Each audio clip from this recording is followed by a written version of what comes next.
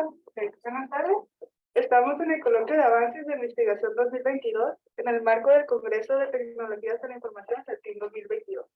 Conferencia Industria 4.0, retos y oportunidades para los computólogos, presentado por el doctor Óscar Mario Rodríguez Díaz, profesor investigador titular C de la División de Estudios de Posgrado e Investigación Instituto Tecnológico de Música.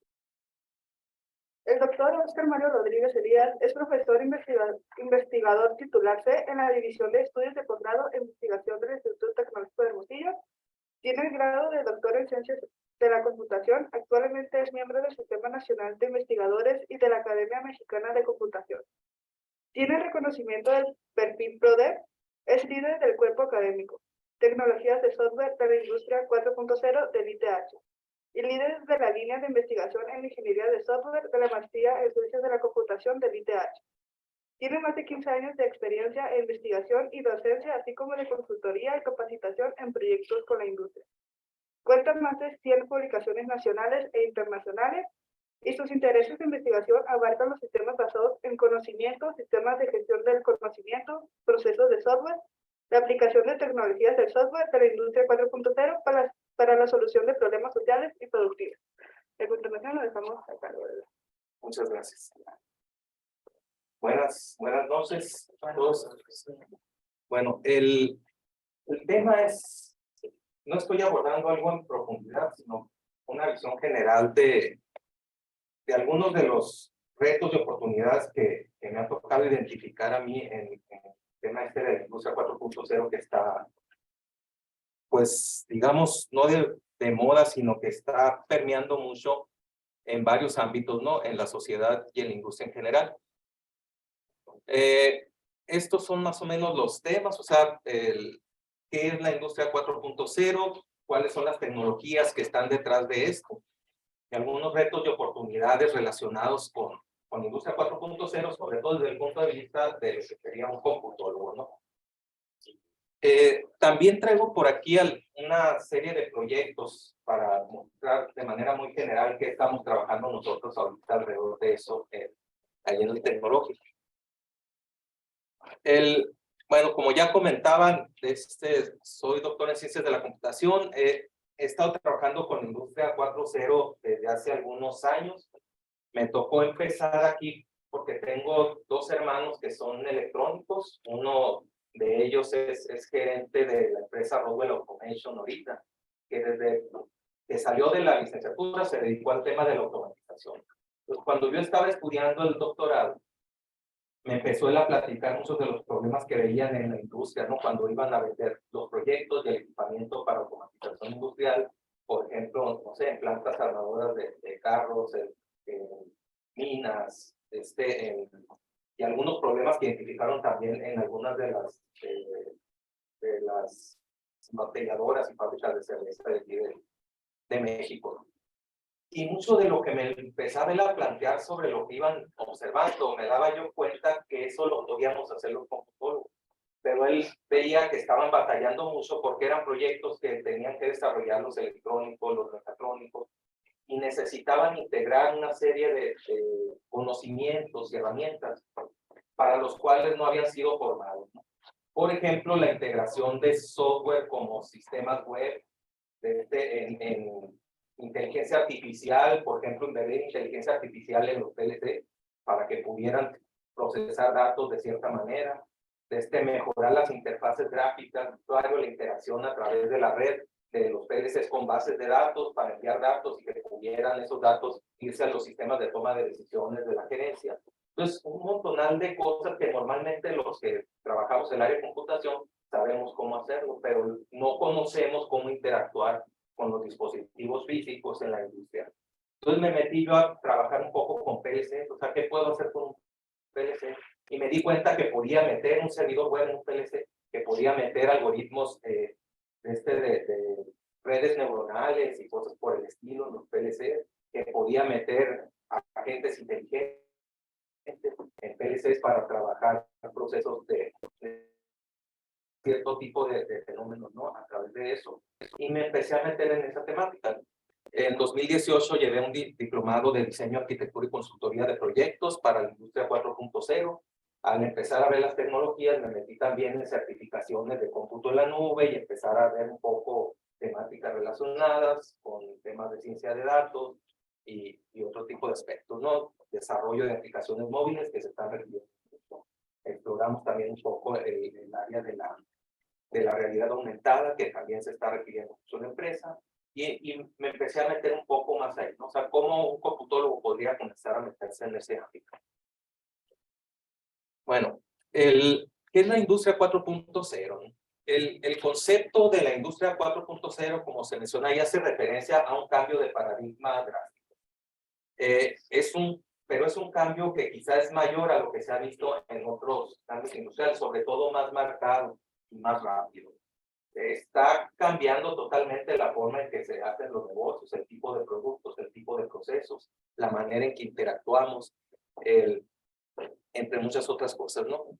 Y es un concepto relativamente nuevo. Se considera que el concepto de la industria 4.0 surge en 2006 en Alemania, aunque hay algunos autores que dicen que hasta el 2011 surgió este concepto de industria 4.0, es decir, hace apenas 11 años.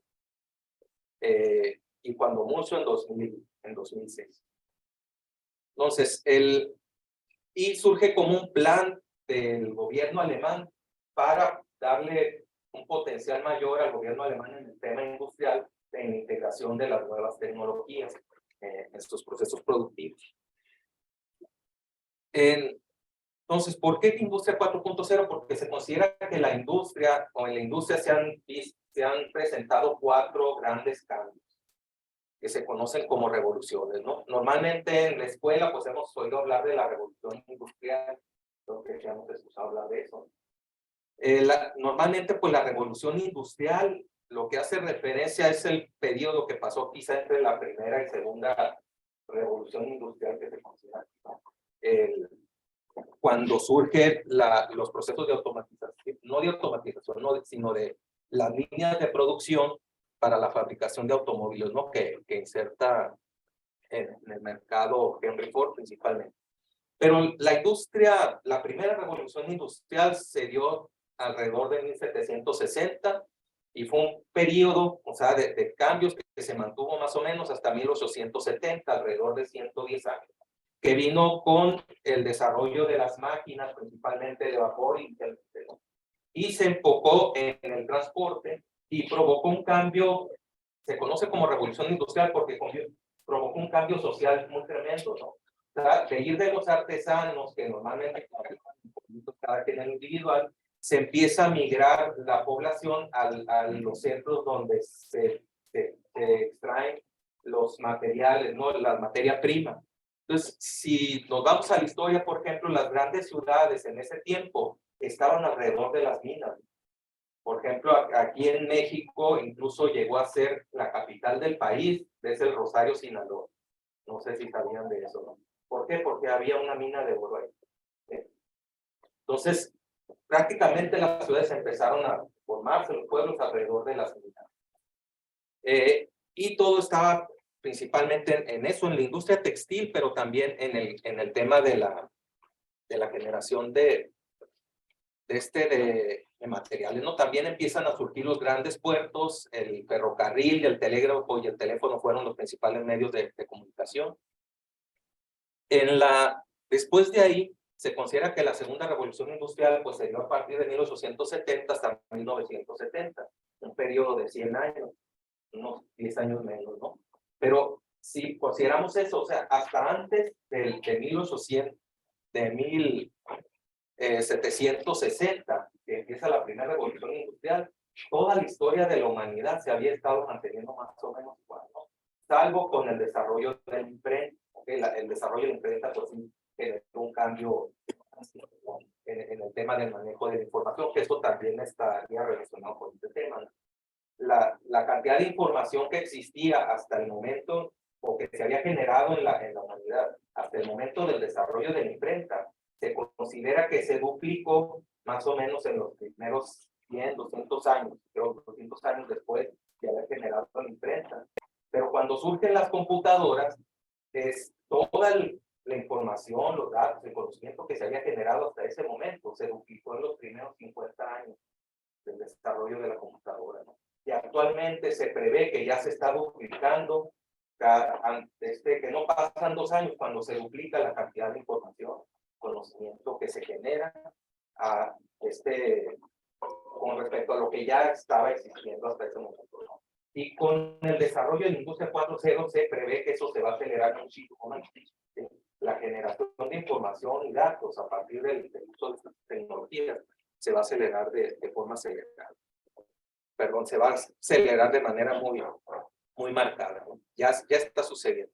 Bueno, en este periodo, como vemos, pues empiezan a surgir las fábricas, ¿no? Y el cambio se da a que de las poblaciones que estaban alrededor de las minas empiezan a surgir las grandes ciudades alrededor de las fábricas. Y empieza a generarse la clase obrera, y a partir de ahí empieza a generarse lo que ahora se conoce como la clase media, ¿no? Antes las clases eran muy separadas entre los que tengan dinero y los.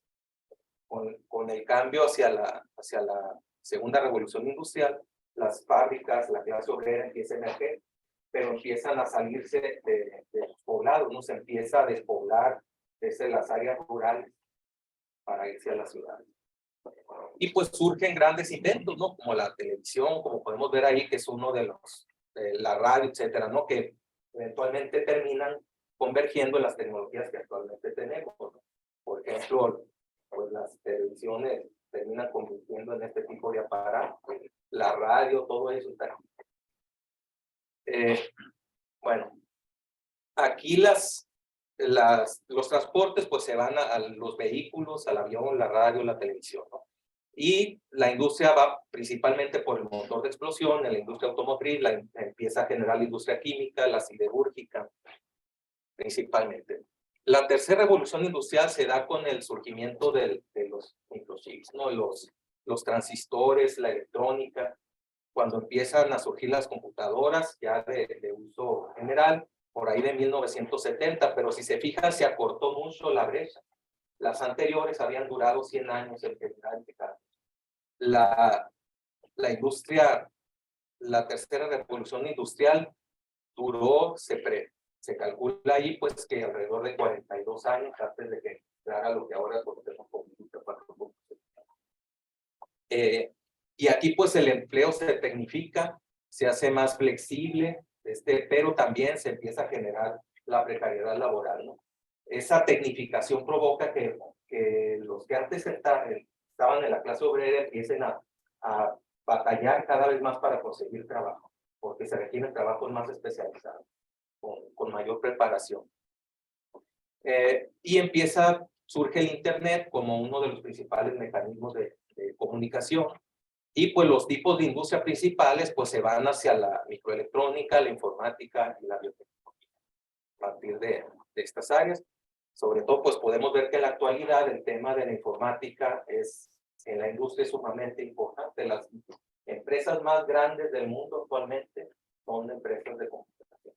Tenemos Apple, Microsoft, Google, etcétera. Incluso las empresas que antes eran de otros, por ejemplo, automotrices, etcétera, están migrando a convertirse en empresas tecnológicas, generando automóviles automáticos, automóviles autónomos, que traen, varias de estas empresas traen la idea de la renta de automóviles, ya no venden, sino rentar automóviles para prestar diferentes tipos de servicios mediante autos autónomos. Y es lo que trae pues la cuarta revolución industrial, que se considera que empezamos ahí más o menos del 2012 hasta la fecha, ¿no? ¿Qué caracteriza de manera general a esta nueva revolución industrial?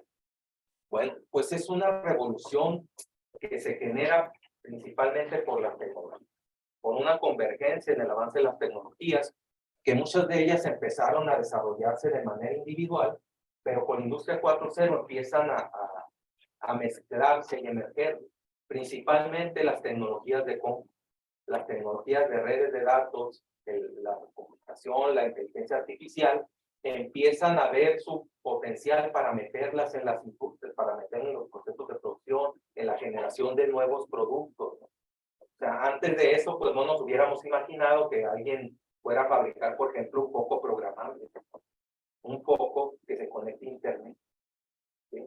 O un apagador que se conecte a internet o que tenga Bluetooth para que yo lo pueda apagar o prender desde mi celular. Entonces, todo ese tipo de aparatos, al empezar a integrar esa tecnología en los productos, ¿sí? Empieza a generar un cambio, pero no solo en los productos, sino en los mismos procesos de producción. Se empieza a integrar todo esto. Entonces, esa mezcla de tecnologías es lo que actualmente se conoce como la cuarta revolución industrial. Los componentes centrales, podríamos ver que es desde la idea de la fábrica inteligente, fábricas que no requieran personas. De hecho, me tocó a mí ver no una fábrica, sino una cadena logística de una empresa que distribuye ¿cómo se llaman? Perfumes y productos de belleza en Brasil. Pero me mostraron, es una empresa que está en Hermosillo. Se llama Schaefer, es una empresa alemana que se encargan de desarrollar sistemas de automatización para logística. Y eso que desarrollaron para Brasil utiliza camiones de transporte autónomo, ¿sí? Los centros de distribución no tienen gente, son puros robots.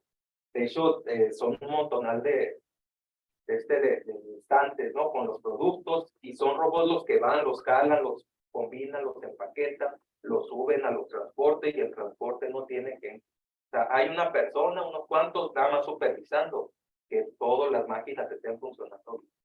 Entonces, desde que el cliente solicita un pedido, ese pedido llega por medios electrónicos, y por medios electrónicos se procesa, no interviene una sola persona en todo el proceso hasta que llegue el pedido a donde están esperando. Y esa empresa desarrolla los sistemas de logística para Walmart en Estados Unidos, para las ventas que hacen a través del celular, para que la persona vaya y recoja su producto o que le llegue hasta su casa el producto, ¿no? Desde que se procesa la solicitud, se empaqueta, etcétera, etcétera, en un almacén que está casi todo automatizado.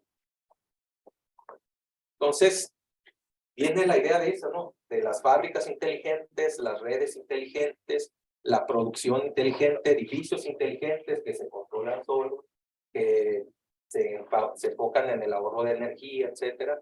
La logística inteligente, como esta que les estoy comentando, y todo movilidad inteligente, ya todo empiezan a meter inteligencia, ¿no? Pero ¿qué se necesita para que pueda ser inteligente algo? O sea, necesitamos meterle software, necesitamos meterle inteligencia artificial, ¿sí? Para que este tipo de procesos logren eso. Entonces, y para eso pues requerimos ciertas tecnologías, ¿no? Como están los sistemas ciberfísicos, el Internet de las cosas, el cómputo en la nube, Big Data, inteligencia artificial y realidad aumentada, entre algunos otros, pero estos son de los que principalmente se están manejando ahí, ¿no? Entonces, si podemos ver, la gran mayoría de estas tecnologías pues requieren las computadoras y requieren el software. Entonces, si nos vamos a un esquema industrial general, podríamos ver que en una planta industrial, pues esto está muy generalizado, ¿no? Y algunos de ustedes quizá conozcan más que yo al respecto, ¿no? Pero podríamos ver que a nivel de piso, que le llaman, pues están los sensores, los actuadores, todo eso, ¿no? Estos normalmente se conectaban a través de cables eléctricos, ¿no? Señales eléctricas normales, analógicas, para encender o apagar. En esos tiempos, si uno veía, por ejemplo, el cableado, era tremendo, la cantidad de energía que ocupaban, porque cada aparato tenía que conectarlo con un cable, con un cable eléctrico. Y eran los paneles de control de eso, grandísimo, ¿no? De hecho, todavía hay muchos de esos en algunas minas, y son tuberías que llevan cableado y cableado de un lado a otro, ¿no? Entonces, la cantidad de energía que generaban, pues era tremenda. Después empezaron a migrar a algo que se conoce como buses industriales, ¿no? Donde se desarrollaron diferentes tipos de protocolos de comunicación para que varios aparatos se pudieran conectar por un mismo cable y enviar información a través de eso, ¿no? Sin embargo, después se empiezan a ver que había una gran variedad de aparatos de buses industriales, cada fabricante tenía su propio protocolo, entonces esto hacía muy difícil la interconexión de dispositivos. Entonces las empresas empiezan a utilizar el Ethernet, lo que se conoce como Ethernet industrial, que básicamente es un Ethernet, pero con ciertas características en los equipos, para que puedan operar bajo condiciones industriales, por ejemplo, de alta vibración, temperaturas, con polvo y ciertas condiciones ambientales que un aparato normal quizás no pueda soportar. Entonces, al ver la utilidad de eso, empiezan a migrar. Ahorita ya no solamente usan el Ethernet, sino que en muchas empresas ya están metiendo aparatos que se conectan a través del Wi-Fi. Sin embargo, requiere características especiales, ¿no? Para que no haya interferencias con los otros equipos que se requieren ahí. Pero pues estos aparatos se conectan con otros y luego llega al nivel de control donde están los PLCs, etcétera, ¿no? Y después a nivel de célula o planta. Entonces, normalmente toda esta área de abajo, pues es el área de los electrónicos, los mecatrónicos, etcétera, ¿no? Por otra parte, pues se tiene lo que en la industria muchas veces le llaman como la nube, donde están los grandes sistemas de control de inventarios, de generación de reportes, etcétera, para la toma de decisiones y todo lo que usan los altos ejecutivos, ¿no? Donde suele ser el ámbito de los informáticos, los computólogos, el desarrollo de bases de datos, de sistemas web y todo ese tipo de cosas. Sin embargo, hay un área en medio que le llaman la niebla, donde actualmente se están viendo la mayor parte de las necesidades en las nuevas soluciones que requieren las empresas en este ámbito, ¿no? Y que lo que buscan pues es mezclar la planta, todo lo que está acá abajo, en el piso, con lo que está en la nube. ¿Sí? De forma que los datos, la información que se está generando a nivel de planta, vaya hacia las partes de arriba y ayude directamente en la toma de decisiones de la alta gerencia, ¿no? Que puedan saber en tiempo real lo que está pasando en cada proceso, que puedan detectar si un sensor va a fallar mañana o dentro de un mes para cambiarlo, si una máquina ya está empezando a dar fallas para prevenir el mantenimiento, por ejemplo. En muchos de estos procesos, normalmente son muy costosos. Por ejemplo, me platicaba mi hermano cuando trabajaba en ese ámbito, que andaba en los proyectos, el caso de Cemex. Cemex tiene unos hornos grandísimos, donde procesan el material que están sacando, ¿no? Para hacer cemento. Y deben mantenerlo a 5,000 grados centígrados. ¿Sí? Entonces, tienen que quemar lo que pueden. O sea, meten y queman lo que pueden, ¿no? El detalle es que qué pasa si eso empieza a fallar. ¿Sí? Para empezar, si algo empieza a fallar, no pueden apagarlo, porque aunque lo apaguen, de aquí a que se enfríe ese aparato va a tardar mucho tiempo. Y el costo es grande. ¿Sí? Y si se calienta de más, si se derrite el aparato, es decir, pues el costo de reponerlo pues es muchísimo, ¿no? Otro problema que ellos veían, por ejemplo, es en grandes molinos que utilizan en algunas minas, que usan unos balines, ¿no? Metálicos muy grandes para moler el material. Entonces, cuando está girando el aparato, los balines caen y van aplastando el material. Pero si el balín cae muy arriba, quiebra la carcasa del aparato. Y si cae muy abajo, no muele lo suficientemente bien el material. Entonces, tiene que caer en cierta posición. Y controlar eso es sumamente complicado. Y anticiparse a los fallos que pudiera haber es muy difícil. Entonces, lo que hacen es programar fallos de mantenimiento cada cierto tiempo, aunque no sean necesarios. Cambian piezas, etcétera, muy costosas, aunque estén buenas, pero para prevenir que puedan fallar. Entonces, el estar monitoreando todo eso en tiempo real puede ayudar a reducir los costos y cambiar solo aquello que se necesita cambiar cuando se necesite cambiar, ¿no? Reduciendo los costos de manera muy significativa. Entonces, mencionamos pues que las tecnologías que apoyan aquí pues son los sistemas ciberfísicos. Los sistemas ciberfísicos son sistemas que integran capacidades de computación, almacenamiento, junto con capacidades de seguimiento y control, pero para objetos del mundo físico. Aparatos como sensores, actuadores, máquinas, motores, etcétera, ¿no? Que no solamente es el aparato, sino que ese aparato tiene una computadora que lo monitorea, controla, piensa lo que está sucediendo, ¿sí? Y se conecta con otro. Entonces, pero no solamente está en el ámbito de la industria, no, lo estamos viendo cada vez con cada vez esté más cerca de nosotros, ¿no? O sea, ¿cuántos de ustedes tienen una Alexa, por ejemplo? ¿Sí? Un Smart TV, ¿sí? Que detecta que nos escucha, etcétera, ¿no? Un aire acondicionado con conexión Bluetooth o Wi-Fi. Nadie tiene uno de esos. Allá bueno, aquí no se usan tanto, ¿no? Pero en el Hermosillo, pues todo el mundo tiene uno listo. Y ya los nuevos que están vendiendo ya se conectan al Wi-Fi, de forma que uno, antes de ir a su casa, lo prende para que cuando uno llegue ya esté fresquecita. Sí, lo prendemos al instante. Entonces, todos ese tipo de aparatos, pues entran dentro de esto que se conoce como sistemas cibernéticos. Por otra parte, pues esa capacidad de los aparatos de poderse conectar es lo que genera el Internet de las cosas, ¿no? En la industria se conoce como Internet industrial de las cosas. Por ejemplo, bueno, vemos ¿qué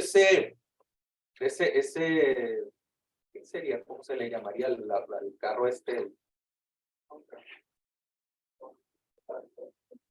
Pues tiene su nombre, ¿no? Pero son grandísimos, ¿no? O sea, no sé si han visto, si les ha tocado ver estos que utilizan en las minas. O sea, uno lo ve y parece que son los que andan aquí en la calle, ¿no? Pero si lo ven, o sea, una llanta de estas es más grande, ¿no? Que sale por arriba del techo, no la llanta de estos.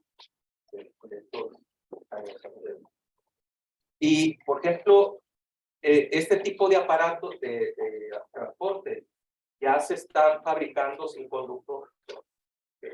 Porque también no tiene mucho caso que una persona vaya sentada arriba conduciéndolo porque no ve nada. O sea, está tan arriba el carro tan grande que prácticamente no ve nada. Entonces ya se controla todo por medios automatizados. Ya hay fábricas totalmente automatizadas, fábricas de automóviles, etcétera, ¿no? Que se manejan de manera automatizada y todo eso pues requiere aparatos que estén conectados al internet. Entonces esto es lo que genera lo que se conoce como el Internet de las cosas. Pero no va solo a eso, ¿no? Las cosas es todas las cosas. Tenemos mascotas conectadas a internet. No sé si les ha tocado ya que venden chips que uno le puede poner a una mascota con GPS, con conexión de datos. Y metemos ahí una tarjeta de, no sé, de Telcel, ¿no? Y si se pierde, vamos a saber dónde está y lo vamos a poder seguir. Y podemos monitorear sus signos vitales para ver si está enfermo. ¿Sí? Ya hay esos también que ya se están poniendo en las personas. ¿Sí? Desde luego, también, por ejemplo, se está empezando a explorar mucho esto en ganado, ¿no? Para el seguimiento del ganado, para saber si están enfermos, si están comiendo, cómo se están comportando, etc. ¿Y qué pasa con esto? Pues toda esta cantidad de aparatos interconectados están generando datos constantemente. O sea, se generan toneladas y toneladas de datos cada minuto. O sea, si cada sensor está sensando y enviando datos constantemente y estamos metiendo sensores y actuadores por todos lados, pues imagínense el crecimiento exponencial de esa cantidad de datos. Entonces, ¿cómo los procesamos? Y aquí es donde entra pues el tema del Big Data, ¿no? El desarrollo de nuevas herramientas, técnicas, metodologías para captar esos datos, almacenarlos, darles mantenimiento y procesarlos para aprovecharlos de la mejor manera posible. Bueno, ahora, uno de los problemas que tiene esto es que para las empresas pues resulta muy costoso. Esa cantidad de datos, esa tecnología que requieren para estar conectando aparatos, máquinas para que procesen, los algoritmos de inteligencia artificial, etc., ¿no? Entonces, como está cambiando tan constantemente, las empresas no pueden estar actualizando sus equipos de cómputo a esa misma velocidad. Además de que no tienen el personal especializado para darle seguimiento a todo eso. Entonces, ¿qué es lo que está pasando? Pues están empezando a contratar esos servicios en la nube, porque la nube puede crecer y reducirse según las necesidades, sobre todo para el tema del manejo de datos. Y pues es más probable, que Amazon pueda contratar a un super experto en ciberseguridad a que lo contrate yo para que esté asegurándome mi red. Entonces, mejor que lo contrate Amazon y se diluye el costo entre todos los clientes de Amazon, por ejemplo. Entonces, el uso del cómputo en la nube está permitiendo que las empresas empiecen a poder entrar a este tipo de enfoques porque eso reduce mucho los costos. Y hay otro tema aquí importante también que tiene que ver con el aspecto contable, ¿no? Para una empresa es complicado comprar equipamiento porque entra en su contabilidad como activo. Y luego el poder deducir eso tiene que esperar tiempo, ¿no? Creo que es el 20% anual, entonces se tiene que tardar al menos 5 años para poder deducir completamente una computadora. En cambio, si lo renta, lo deduce inmediatamente de impuestos. Para la empresa esto es mucho mejor. Lo mete como un gasto, no como un ingreso. Entonces eso está volviéndose atractivo para muchas empresas. Desde luego, pues cada vez vemos menos computadoras y cada vez se utilizan más los dispositivos móviles para interactuar con todo este tipo de aparatos. Entonces, el desarrollo de aplicaciones móviles para la industria se está volviendo una necesidad bastante fuerte, ¿no? Y dentro de esto está la realidad aumentada, que ya cada vez se empieza a explorar más en el ámbito industrial, pero también en educación, en esparcimiento, y en muchos ámbitos, ¿no? Por ejemplo, a mí me ha tocado ver proyectos ya que se están desarrollando allá en Hermosillo para capacitar a personas en cómo desensamblar una máquina, cómo volverla a ensamblar, etcétera, ¿no? De forma que mediante unos lentes de realidad aumentada, la persona empieza a ver, cuando se ve la máquina, le dice, tienes que mover esto para acá, tienes que moverlo para acá, tienes que hacer esto y todo.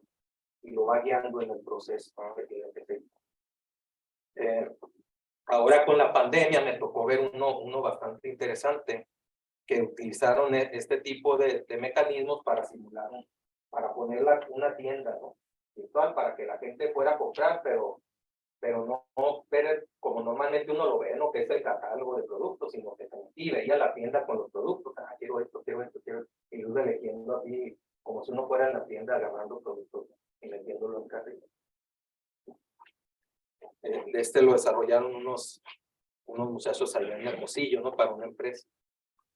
Entonces, este tipo de usos cada vez se le está viendo mayores beneficios, ¿no? Y desde luego algo que también está revolucionando mucho es el tema de la impresión 3D, de la construcción de piezas, mediante el uso de la impresión 3D que está empezando a utilizarse mucho actualmente en las empresas, ¿no? Tanto para generar materiales metálicos. Para materiales metálicos, pues normalmente es cortado y cosas así, ¿no? Pero incluso no sé si ya se han enterado por ahí que ya hay impresoras 3D que imprimen comida, ¿no? No sé quién se atreva a comerse eso, pero ya hay algunas que imprimen comida. Incluso me tocó ver una que imprime ya para meterlo al asador. No me atrevería yo a hacer eso, no todavía, pero imprime no sé cómo le hagan, ¿no? Pero bueno, desde luego, todo este tipo de aparatos pues no pueden funcionar sin inteligencia artificial.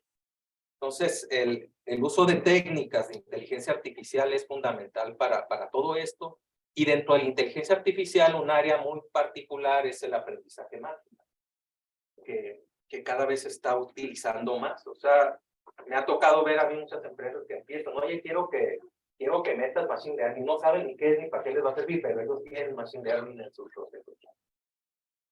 Porque se está poniendo de moda, ¿no? Pero tiene muchas utilidades, ¿no? De hecho, el machine learning lo usamos todos los días, sin darnos cuenta, ¿sí?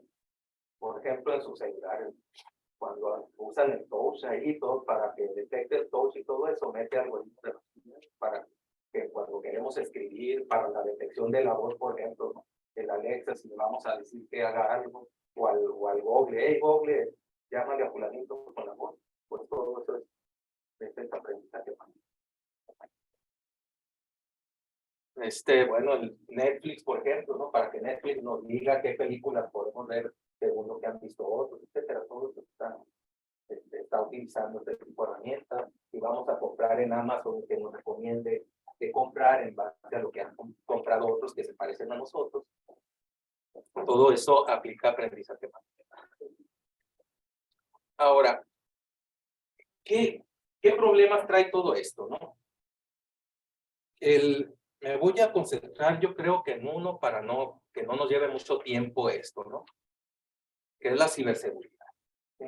El hecho de que todo esté conectado está empezando a generar unos problemas tremendos de ciberseguridad.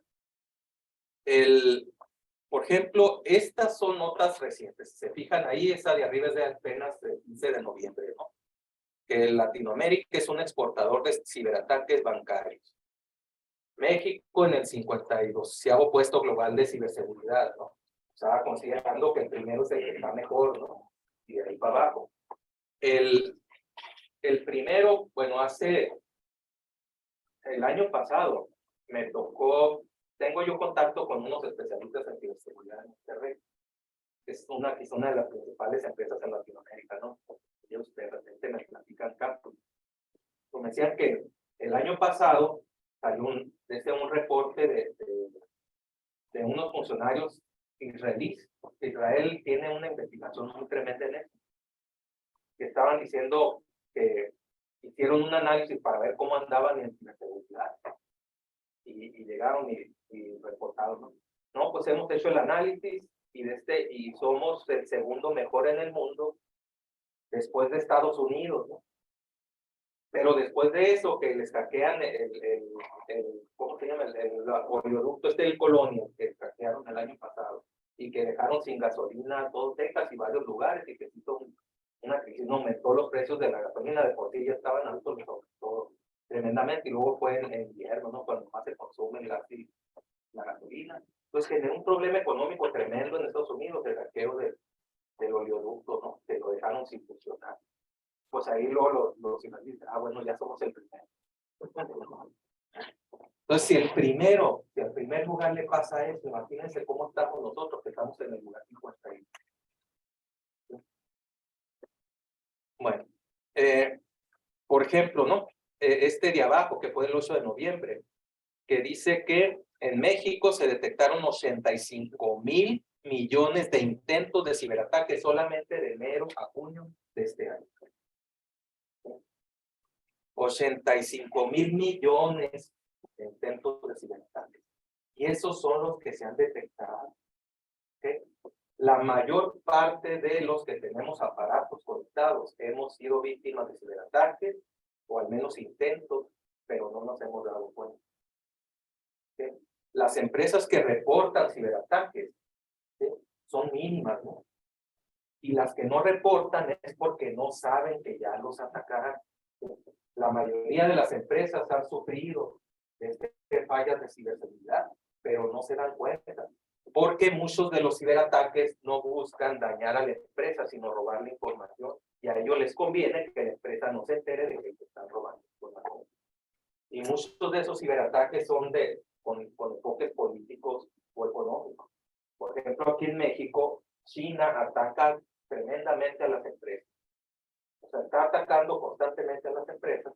Bueno, no China y el gobierno necesariamente, pero eso dijeron los que andan ahí en ciberseguridad, que lo que hacen es pasar información a las empresas de ellos para que compitan en mejores condiciones. Bueno, ¿sí? Y no lo hacen nomás. O sea, ya sabemos que Estados Unidos también lo hace, que lo hacen otros países, ¿no? Corea del Norte, ¿sí? Que también es conocido, pues Rusia también se sabe que emprenden esas prácticas. Y pues prácticamente es un modus operandi de la mayoría de los países, ¿no? De estar al tanto de qué sucede en la red. Ahora, si vemos por aquí, el Foro Económico Mundial cada año hace un listado de cuáles son los riesgos que se perciben, ¿no? En los próximos 10 años, etcétera, ¿no? Entonces, si se fijan, desde antes está el tema de la ciberseguridad, pero pongo aquí algunos de los más recientes. Vemos ahí, por ejemplo, en 2019 que el fraude, robo de datos, los ataques cibernéticos pues estaban en cuarto y quinto lugar. Los ataques cibernéticos subieron al cuarto lugar de interés en el 2020. En 2021 ya no lo manejan así tal cual, pero entra eso dentro de la división digital y la adopción de la tecnología y la ciberseguridad como uno de los riesgos al estarse aceptando cada vez más tecnología, ¿no?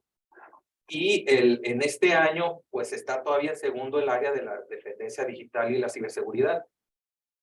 Sin embargo, pues ese se ha dado más peso en estos últimos años, pues a los temas de salud, por el tema del COVID, y también a la desestabilidad social, por el tema de las crisis que se están dando económicas en muchos países, y la desestabilización que está habiendo, ¿no? Porque pues, mucha gente ya está molesta por el tema de la inflación, por los problemas que se están tratando de detención en muchos países, y la tensión que hay ahorita en Europa, ¿no? Por el tema de la guerra. Pero aún así, la ciberseguridad sigue siendo uno de los factores que más preocupan a los gobiernos y a las empresas también.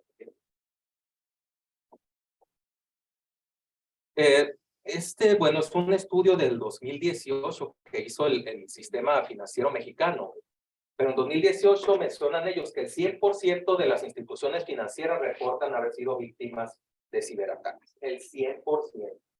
Ya desde el 2018. Ahorita, pues, o sea, es el pan nuestro de todos los días de los bancos, ¿no? Que los estén atacando. Y el costo, pues en 2018 fue de 107 millones, bueno, se estimó aproximadamente en 107 millones de dólares. Ahora veamos algunos eventos recientes, pues el que pasó hace poco con la Sedena, ¿no? Que hackearon a la Sedena, el oleoducto Colonial el año pasado, pues el ataque que hubo a Pemex del ransomware en 2019, ¿no? Que también fue muy sonado, ¿no? Donde el 5% de los equipos de Pemex fueron atacados. En 2018, no sé si se acuerdan que se atacó el sistema de pagos interbancarios. Yo me acuerdo porque fui a un cajero de Banamex y no funcionaba. Luego vi otro y no funcionaba, ¿no? Y luego empecé a ver, no, pues tampoco están funcionando los de Bancomer y también están fallando los de Santander. Y fue un fin de semana que fallaron los bancos prácticamente, los cajeros en todo el país, por un ciberataque al sistema SPEI, que se calcula que costó entre 400 y 800 millones de pesos, solo lo que pasó ese fin de semana.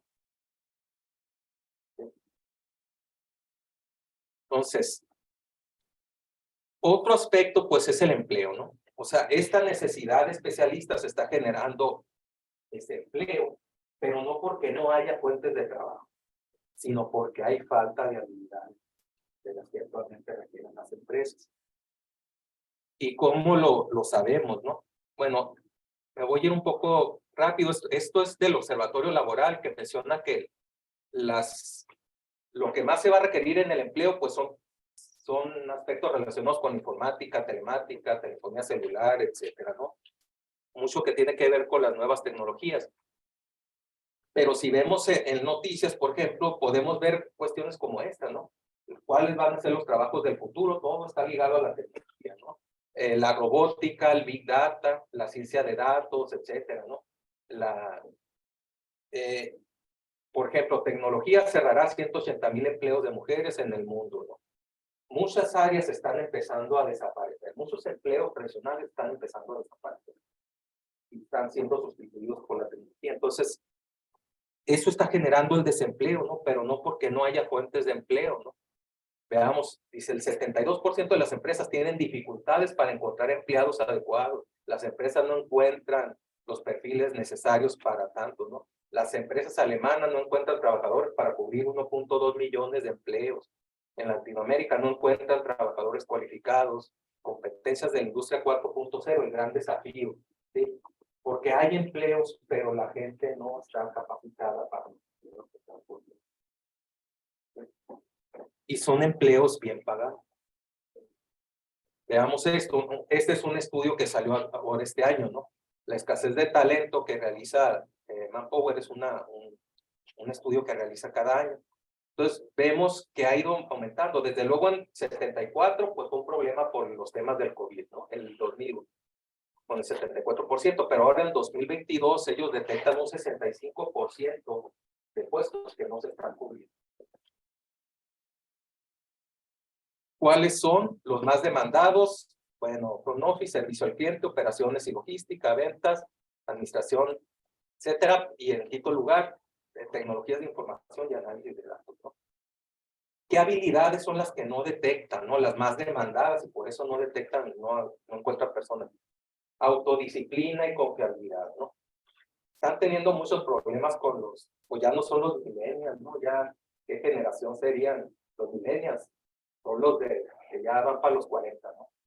Estaríamos hablando bueno, de los nativos digitales, centennials, o sea, los que andan ahorita con ¿qué problema están teniendo? Que son muy indisciplinados. No quieren llegar a tiempo, no quieren llegar temprano, o sea, no tienen autodisciplina, de eso se quejan mucho las personas. No son confiables, porque por ejemplo, me ha tocado ver empresarios que se quejan. ¿Cómo es posible que me esté mandando mensajes a las 3 de la mañana? ¿Sí? O sea, porque es a la hora que se ponen a trabajar. O sea, ¿cómo quieren que atienda yo un mensaje a las 3 de la mañana? ¿Sí? Los jefes. ¿Sí? Bueno, la otra, resiliencia y adaptabilidad, o sea, están teniendo problemas porque no se adaptan a las fuentes de empleo, luego se tienen. Al primer problema, pues ya abandonan todo y se quieren. Colaboración y trabajo en equipo, batalla para que quieran colaborar y trabajar en equipo. Sobre todo con personas de otras edades, de otras culturas, parece que les cuesta más trabajo. El razonamiento y resolución de problemas, ¿no? Uno de los problemas que nos da la tecnología cuando nos metemos mucho a estar viendo el Facebook, y ahora no el TikTok y este tipo de cosas, es que de alguna manera nos atrofia un poco el cerebro y nos dificulta razonar y pensar lógicamente y concentrarnos. Entonces están teniendo problemas muchos jóvenes por eso, porque pues están tan acostumbrados a escuchar rápidamente una cosa y otra, que se les dificulta concentrarse en algo durante el tiempo. Y por lo mismo, pues eso afecta el razonamiento y enfocarse en resolver un problema particular. Y pues liderazgo e influencia social. También están batallando para conseguir jóvenes que puedan dirigir a los grupos de trabajo. Y pues la escasez de talento en diferentes áreas, como podemos ver aquí, o sea, es bastante amplia, ¿no? En TI tecnología hasta el 68%, 69% en comercio al por mayor, etcétera, ¿no? Y más en Estados Unidos, ¿no? Que mucha gente está dejando el empleo. Bueno, ahora, esto es del 2019, pero podemos ver ahí que una encuesta que hace la revista US News identifica el desarrollo de software como el empleo, o identifica software como el empleo más importante, ¿no? Durante varios años estuvo software en de los mejores 100 empleos, por arriba de empleos de medicina, ¿no? Pero veamos este año, el que se considera como el primero es ese analista de seguridad informática. ¿Sí? Seguridad informática. ¿Sí? Por arriba del área médica, ¿no? En quinto lugar está desarrollador de software, sigue siendo muy importante, porque pues se requiere para desarrollar todas las herramientas de la industria 4.0. Y ciencia de datos en el sexto, que es el tema de qué hacer con todos esos datos que se están generando debido a la industria 4.0. Bueno, ¿qué conocimientos y habilidades se requieren? Principalmente habilidades blandas. Este es un estudio que hicimos en 2014 para analizar entre los desarrolladores de software, ellos qué opinaban, qué necesitaban, ¿no? Y lo que observamos es que los más importantes, si se fijan, son habilidades blandas. Pensamiento lógico, resolución de problemas, trabajo en equipo, comunicación oral, etcétera, ¿no? Autoorganización, ética, trabajo bajo presión, responsabilidad, proactividad. Hasta el último entraban temas de computación. Hasta el 10º, ¿no? Y ya todos los demás estaban por abajo. Entonces, los mismos profesionistas consideraban más importante estas áreas, más importantes que las técnicas.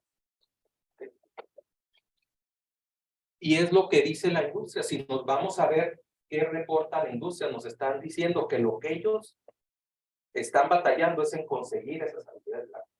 Responsabilidad, autoaprendizaje, trabajo en equipo, comunicación. Eso es lo que están batallando. Pueden llegar personas con muy buenas habilidades técnicas, ¿sí? Pero dicen, si las habilidades técnicas, como dice ahí, le pueden ayudar a hacer elegible a las personas.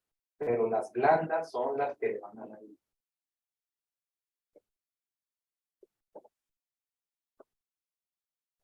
Sobre todo en estos puestos, ¿no? Como vemos ahí, ¿no? Aspiras a liderar la industria 4.0, pues te tienes que enfocar en habilidades blandas. ¿Sí? Bueno, y pues como vemos aquí, estos son notas recientes, donde podemos ver que también en Latinoamérica y México se están quejando de que las habilidades blandas es algo que está haciendo falta. Entonces, ¿a dónde llegue?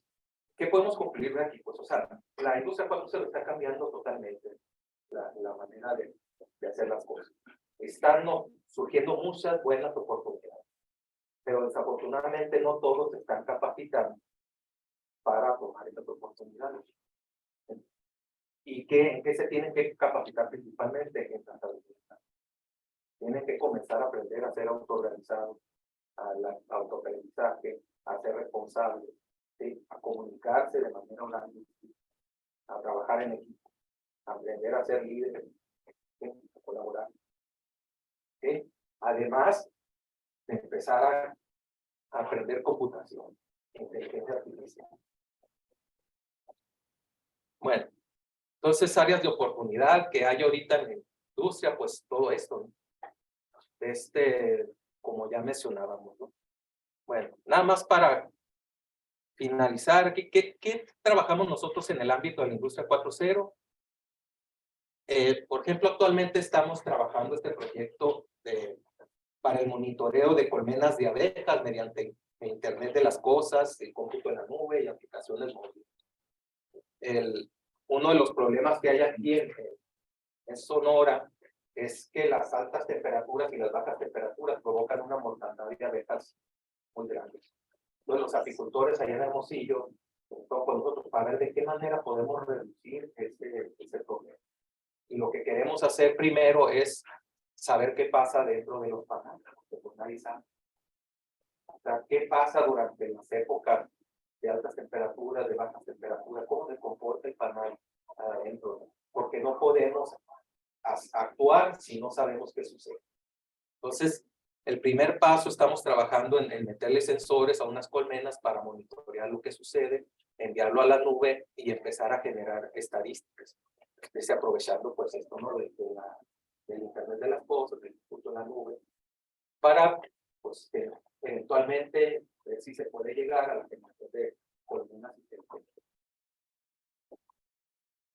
Por otra parte, también estamos trabajando en el área de la camaronicultura. Estamos tratando de desarrollar un sistema para la detección de biomasa en estanques de camarón, mediante visión artificial, Internet de las Cosas y cosas así. Aquí hay dos proyectos, uno para el desarrollo del sistema de visión y otro para el desarrollo de un sistema de monitoreo de las variables del estanque para poderle dar seguimiento, ¿no? A lo que está pasando. Y eso pues mediante la instalación de diferentes tipos de sensores con conexión a Internet, que todo eso se esté yendo a la nube para poderlo procesar, ¿no? Identificar patrones, monitorear, ¿no? Esto es lo que llevamos ahorita de avance. Apenas llevamos un año con esto, ¿no? Estamos viendo cómo detectar camarones, porque uno de los problemas es que si se fijan, los camarones se ven transparentes. Entonces verlos en una cámara de fondo. Y más cuando ya están sumergidos y está sucia el agua, estamos viendo cómo resolver esos problemas. Otro que también estuvimos trabajando es el diseño de una arquitectura de referencia para facilitar el desarrollo de soluciones para analítica de Big Data en la industria.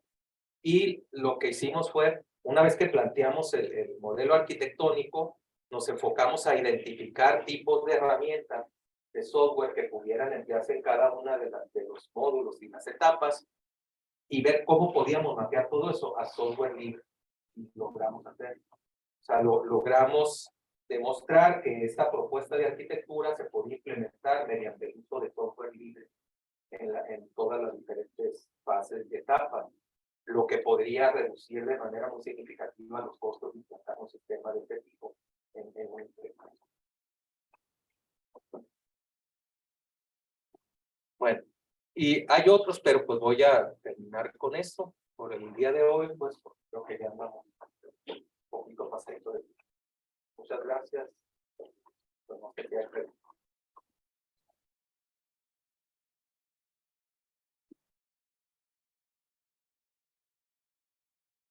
¿Alguna pregunta? Comentario. Adelante, anímense. Una de las habilidades que tengo. Interesarse, preguntar. Sí. Nada más que quería preguntar si pudiéramos tener acceso al material. Sí, claro, sí, de hecho está aquí en la computadora. Se nos permitan compartir, ¿no?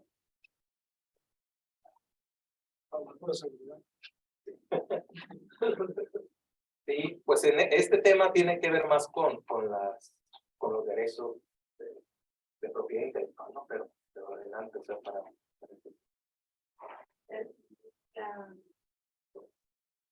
La razón por la que me interesa es para unirle a los estudiantes, porque es tan importante aprender cosas como computación, debate, ese tipo de información. así. Sí, ese es un problema serio, ¿no? Como comentaba hace rato, yo he visto muchos mecatrónicos y electrónicos que están queriendo aprender computación porque están viendo esa necesidad. ¿Sí? Pero el detalle es que a los que estudian computación no les está interesando ver cómo interactuar con esos aparatos de la industria, cuando podrían muy bien desarrollar aplicaciones para ello. Sí, he tenido alumnos que han ido a la industria, ¿no? Pero porque los tuve yo y se dieron cuenta de eso, ¿no? De eso 2011, por ahí yo creo, ¿no? Una estudiante de licenciatura en ingeniería de sistemas que hizo la tesis conmigo, no tenían que hacer tesis, porque llegaron 3 muchachos, ella de sistemas y 2 mecatrónicos, y los puse a trabajar en uno de los primeros proyectos que hicimos para ver cómo mezclar aplicaciones móviles, bases de datos, aplicaciones web o PLC para hacer la interacción. Entonces esta muchachita de sistemas se encargó de trabajar en la parte del desarrollo de una aplicación web que pudiera interactuar con el PLC mediante el uso de servicios web, pero también implementar un servidor en el PLC para que desde el internet uno se pudiera conectar al PLC, que no es seguro, pero queríamos probar cómo hacerlo. Entonces sí lo logramos hacer. Y después esa muchachita terminó trabajando para una empresa que se dedica al desarrollo de proyectos de automatización. Después salió de ahí, hizo una maestría y ahorita pues, le va muy bien. Una pregunta un poco tarde. ¿Cuál sería la definición de un computólogo y cuál es el punto de partida para llegar a su? Pues no es que una definición como tal, ¿sabes? Alguien que se dedica a las computadoras.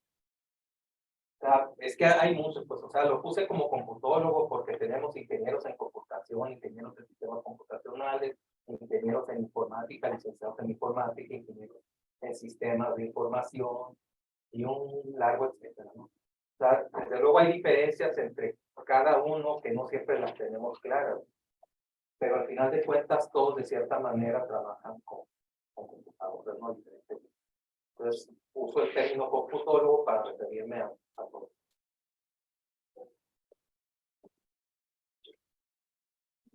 ¿Otra pregunta? ¿No? Bueno. El Instituto Tecnológico Nacional de México, Campus Nogales, otorga las constancias al doctor Óscar Mario Rodríguez por participar impartiendo el taller Industria 4.0, retos y oportunidades para los cómputos, realizado el día 17 de noviembre en el Coloquio de Avances de Investigación 2022, en el marco del Congreso de Tecnologías de la Información, CETIN 2022, que se llevó a cabo 16 y 17 de noviembre de este año. Muchas gracias.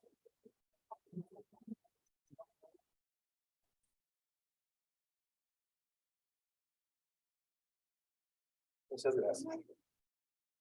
Bien, muy bien, muchas gracias, chicos, por acompañarnos.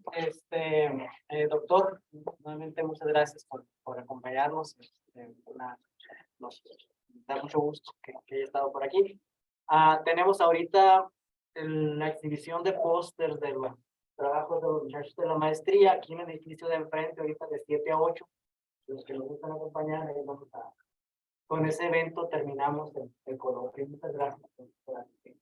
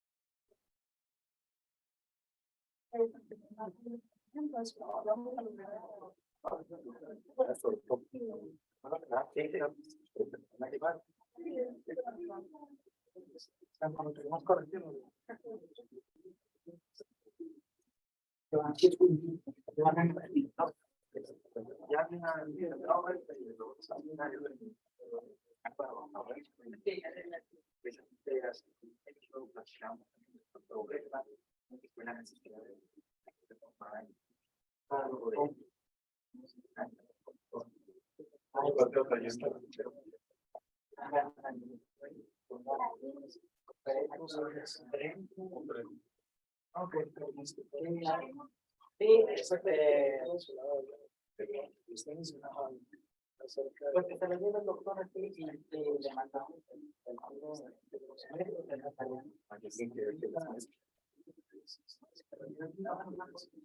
Ya lo capes, porque lo tienes que ir al director. Y después que le cambien la opinión, porque es más fácil mandar el que algunos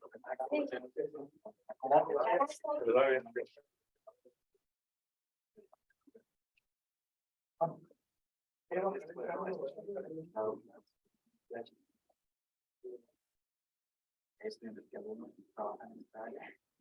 A lo mejor por ahí.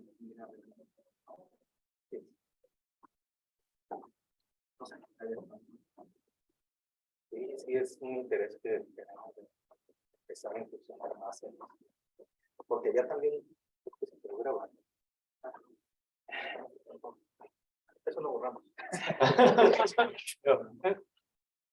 Aquí lléveselo así, le voy a enviar el documento ya corregido. Ok.